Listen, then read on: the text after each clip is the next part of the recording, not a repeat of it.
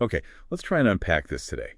We're doing a deep dive into something, well, pretty paradoxical. How does an invisible, totally unapproachable divine being actually connect with people, with humanity?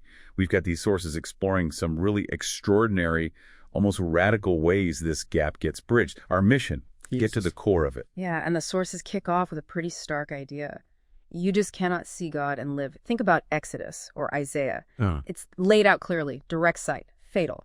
Seems totally off limits for humans. Exactly. And what's fascinating is why. It's presented less as, an arbitrary rule and more like a fundamental necessity, almost like a law of physics for space-time. The sources suggest creatures like us, prone to sin, just couldn't handle that direct holiness. Yeah. Daniel gives examples where prophets are completely overwhelmed. It's like touching a high-voltage wire, structurally incompatible. Right. So, okay, if direct contact is out, how does any connection happen? That's the paradox, isn't it? Because for free will to mean anything, humans can't really love a complete unknown. We kind of need to be loved first, experience it to respond. Precisely. And that creates this huge dilemma for divine love. How can the unknowable become known enough to be loved back, especially when, as you said, seeing it directly is fatal? How do you square that circle?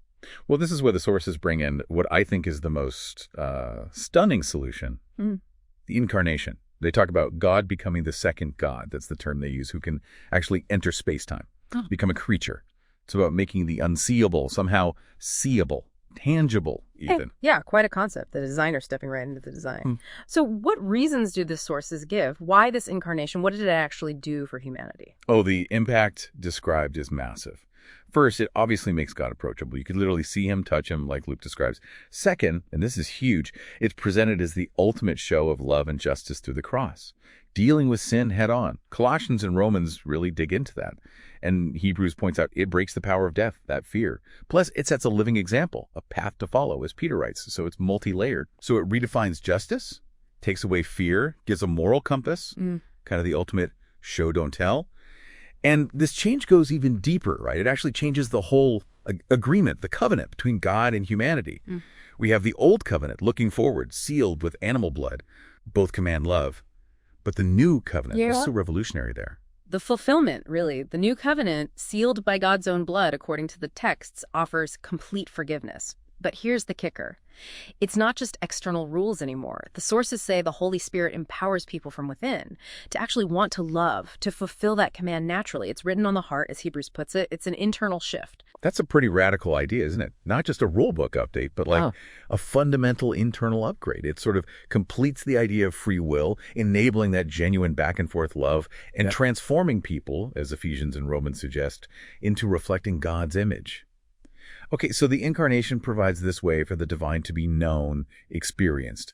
But what about that original point, the ultimate, unapproachable nature?